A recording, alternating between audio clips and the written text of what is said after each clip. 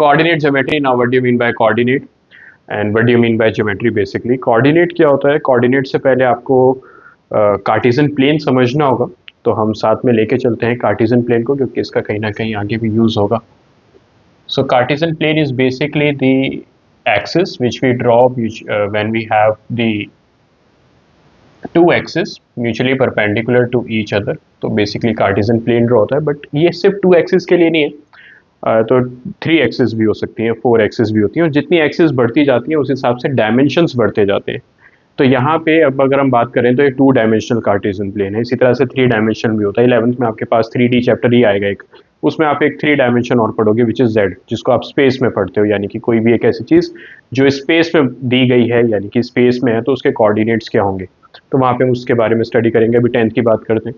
तो 10th में when we have 2 axis mutually perpendicular to each other, then it form a plane which is called as a Cartesian plane. अब इस Cartesian plane के ऊपर जो point, अब अगर मैं नॉर्मल एक पॉइंट ड्रॉ कर रहा हूँ तो इसको हम कोऑर्डिनेट नहीं बोल सकते, ध्यान रखना. ये कोऑर्डिनेट तभी बोला जाएगा if this point defines the location of particular object. जो भी ऑब्जेक्ट आप यूज कर रहे हो, जैसे अगर हम बात करते हैं केस, क्योंकि इस चैप्टर में से केस बेस्ड स्टडी बनती ही इसलिए क्योंकि अगर आपने ध्यान दिया हो कि हमारे पास जो मैथ्स का एक्टिविटी रूम है जहाँ पे हमने अभी फुटबॉल का एक ग्राउंड बनाया, तो उस फुटबॉल के ग्राउंड में पॉइंट्स बनाए हैं हमने.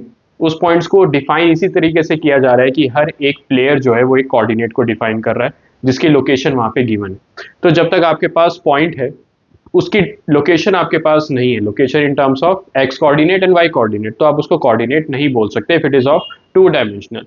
अगर ये 2 डायमेंशनल है और आपके पास x, y इसकी वैल्यू भी गिवन है, let it be a, let this be point B a, तो अब आपके पास x, y, कहने का क्या मतलब है कि यहाँ से अगर हम इसका डिस्टेंस मेजर करते हैं तो इट इज y1, और अगर हम यहाँ से डिस्टेंस इसका मेजर करते हैं तो this one is x1, x1 y1 ले रहा हूँ मैं, सॉरी, x, y ले सकते हैं हम इसको, क्योंकि हमने x और y पॉइंट्स इसके लोकेट किए हैं इन terms of the ordinate and abscissa.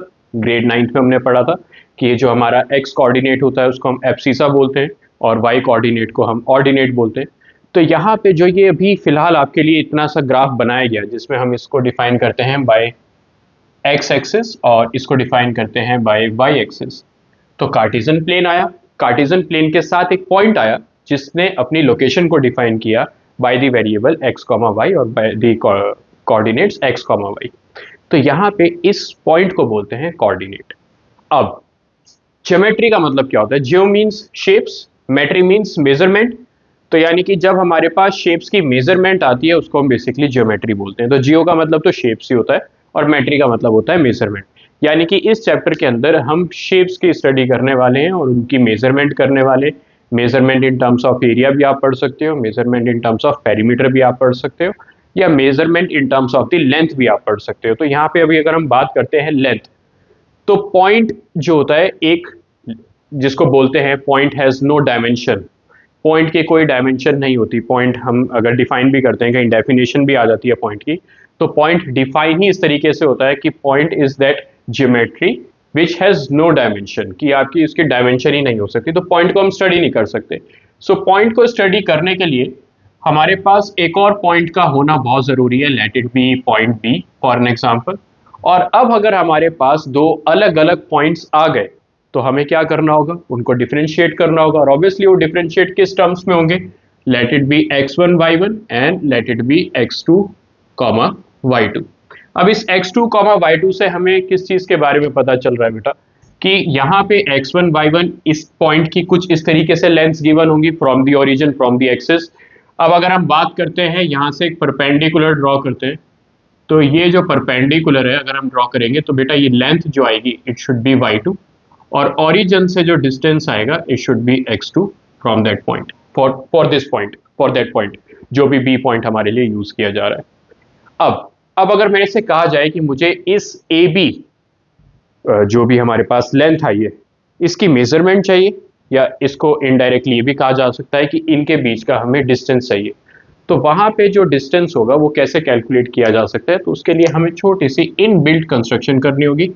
और जब हम कंस्ट्रक्शन इन बिल्ट करते हैं तो उसको लिखने की ज़रूरत नहीं होती, क्योंकि कंस्ट्रक्शन तभी लिखी जाती है जब वो फिगर से आउट जाती है. जैसे हम सर्कल है सर्कल के अंदर अगर आप जितना मर्जी डायमीटर ड्रॉ करना चाहे कर सकते हैं, तो आपको उसमें कंस्ट्रक्शन नहीं लिखनी।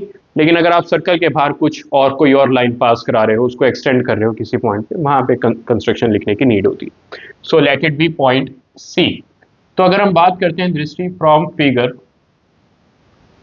We have a right angle triangle BCA। आपको एक राइट एंगल ट्राइंगल नजर आ रहा होगा BCA। तो जब भी एक राइट एंगल ट्राइंगल नजर आएगा तो उसके कुछ डायमेंशंस बनेंगे इन terms of the perpendicular and in terms of the base.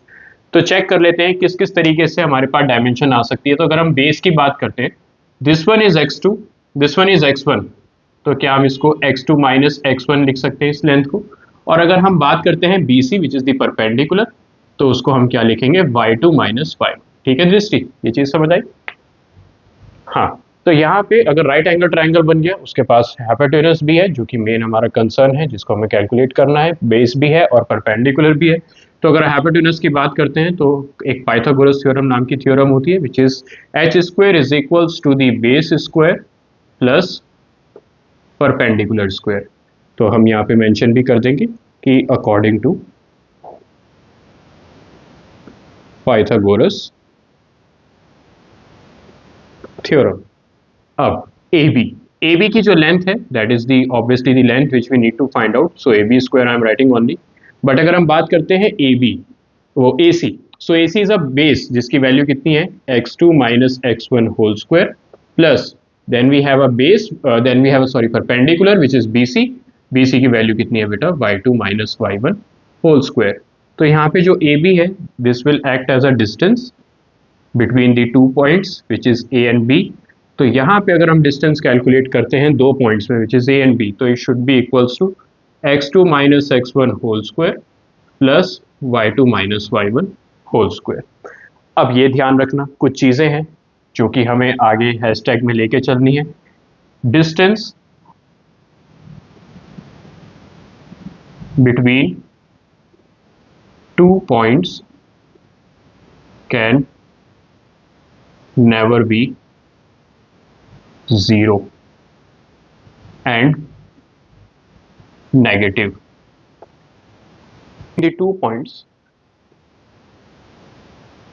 find the distance between 2 points, और वो पॉइंट्स कौन कौन से हैं, विच is A 2A, 6A and B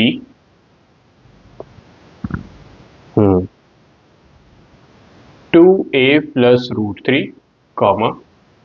5A। Check करते हैं।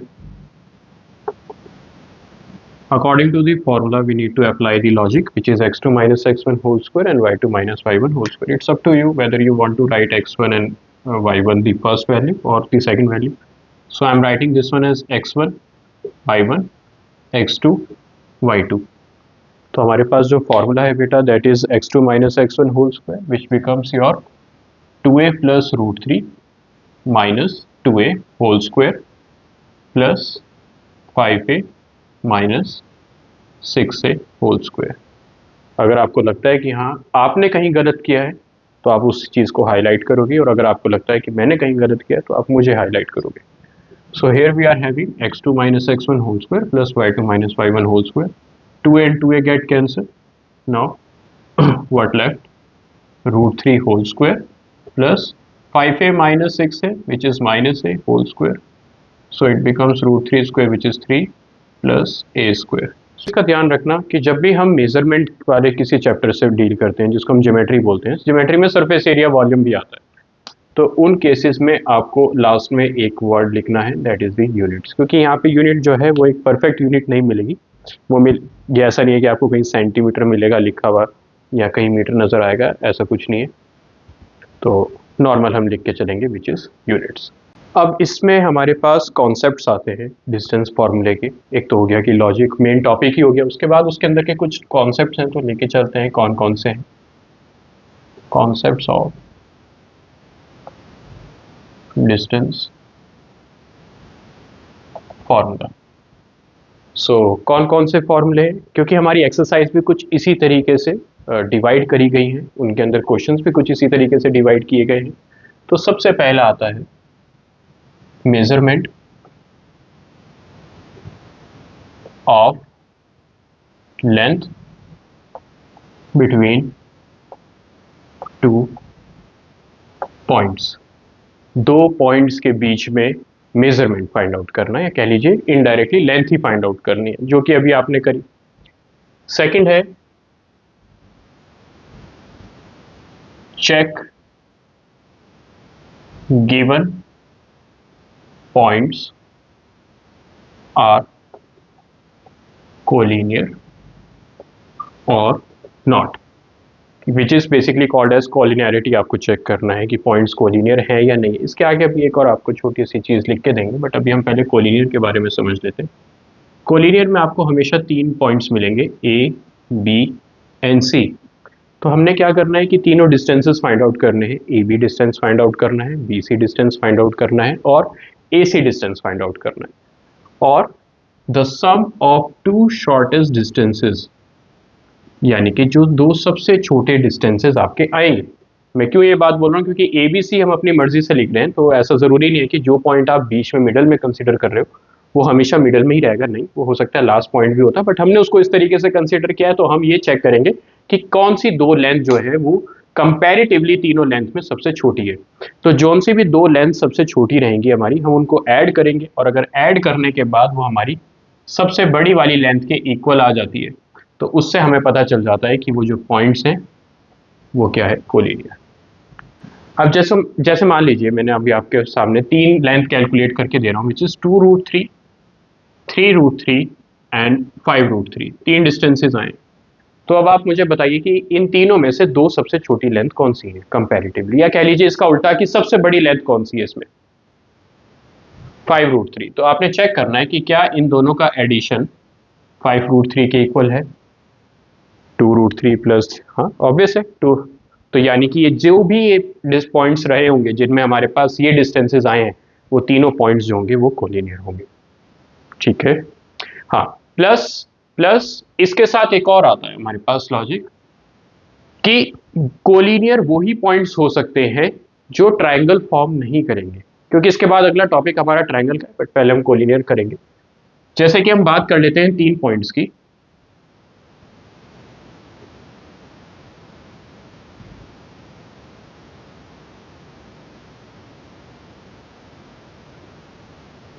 तो इस तरह से मैं कुछ पॉइंट्स आपको शो करके दिखा रहा हूँ, जिसको हम विजुअलिटी भी कह सकते हैं, और बहुत ही within a few seconds ही आपको ये चीज़ समझ में आ रही होगी। Here we are having A, B, C. Here we are having A, B, C. Again we are having A, B, C. And again we are having A, B, C. तो इन 4 की 4 figures में कौन सी ऐसी फिगर है जो दृष्टि हम बोलेंगे कि कोलिनियर फॉर्म कर रही हैं पॉइंट्स? Last figure. तो यानी कि लास्ट फिगर में हमें पता चल रहा है कि इनके वर्टिसेस के बीच में कोई एरिया है ही नहीं। अगर यहाँ भी हम देखें तो कुछ ना कुछ एरिया है, यहाँ भी देखें तो कुछ ना कुछ एरिया है, यहाँ भी देखें तो कुछ ना कुछ एरिया है। तो मतलब जो हमारे पास कोलिनियर वाले पॉइंट्स होंगे वो ट्राइंगल फॉर्म नहीं करेंगे। तो बहुत से केसेस में क्वेश्चन ऐसे नहीं आता check given points are collinear और नॉट।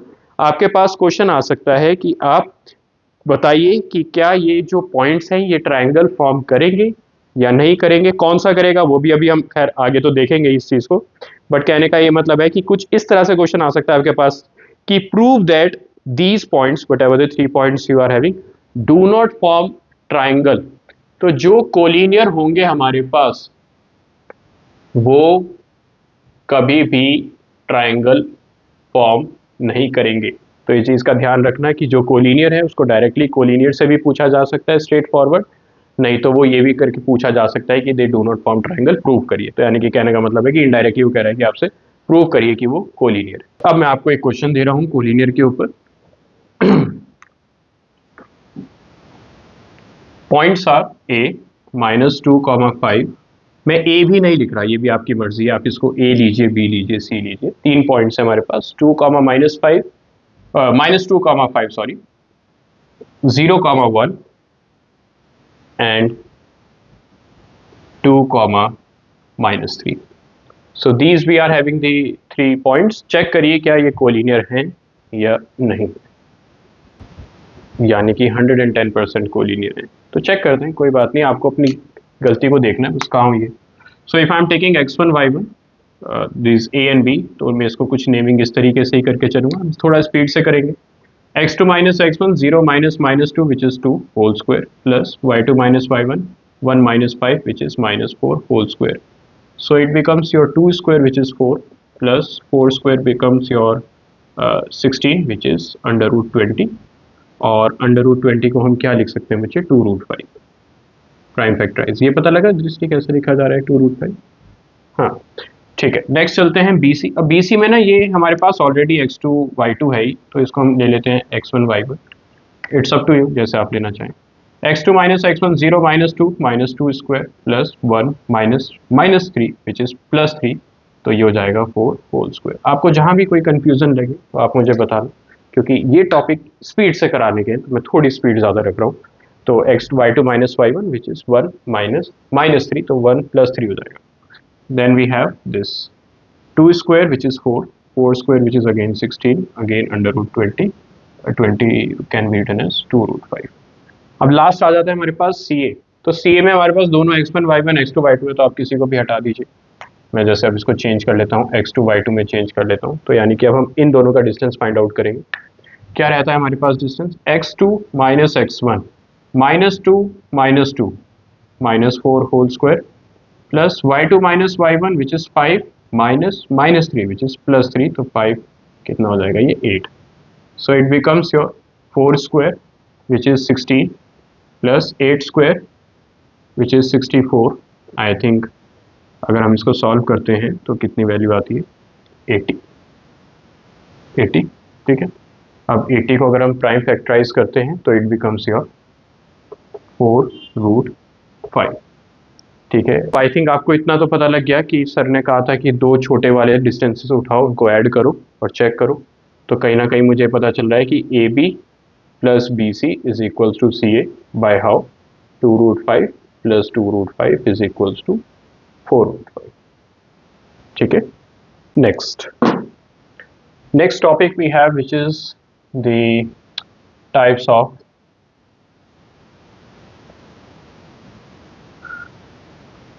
ट्रायंगल्स।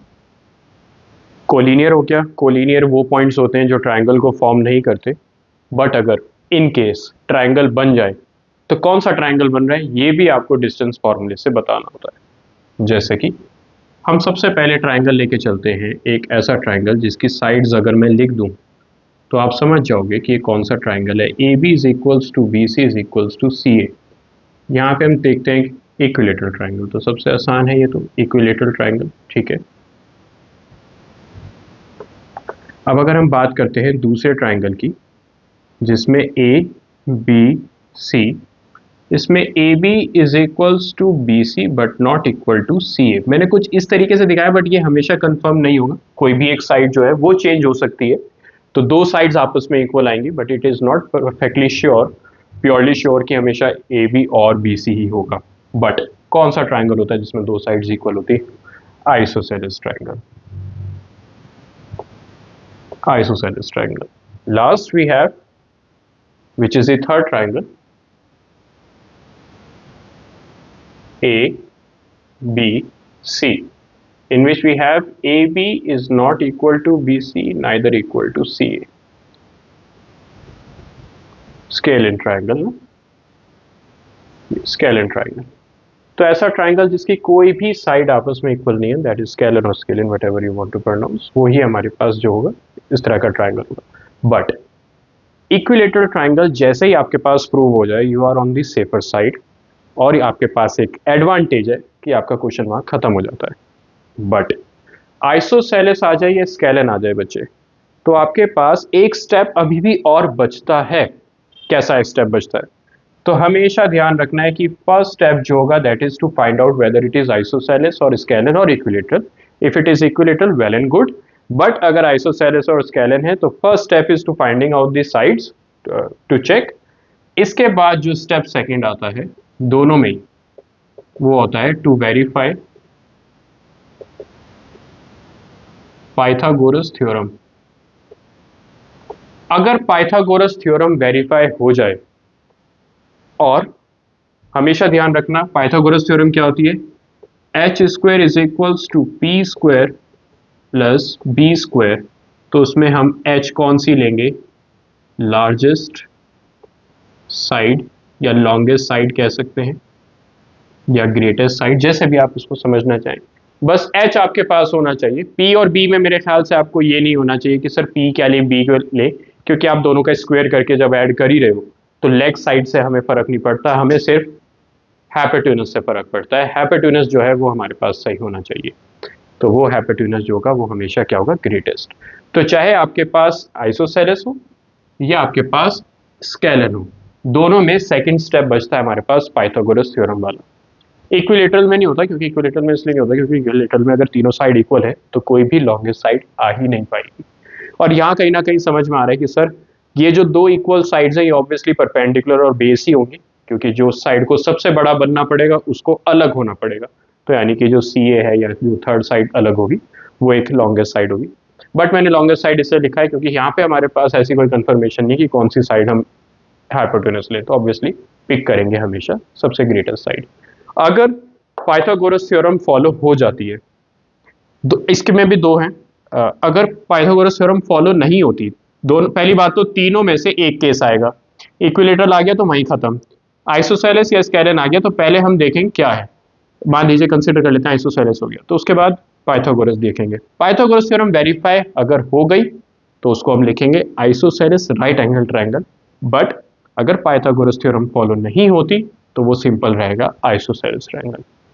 सिमिलरली अगर हम स्केलन ट्रायंगल के, तो वैसे सबसे कम क्वेश्चन है, सबसे रेयरेस्ट ऑफ रेयर, सबसे कम क्वेश्चन है स्केलन के। बट अगर स्केलन ट्रायंगल है तो उसके बाद पाइथागोरस थ्योरम चेक करेंगे, अगर फॉलो करता है तो it is a scalene right angle triangle, और अगर नहीं है तो it is simply scalene triangle. ठीक है।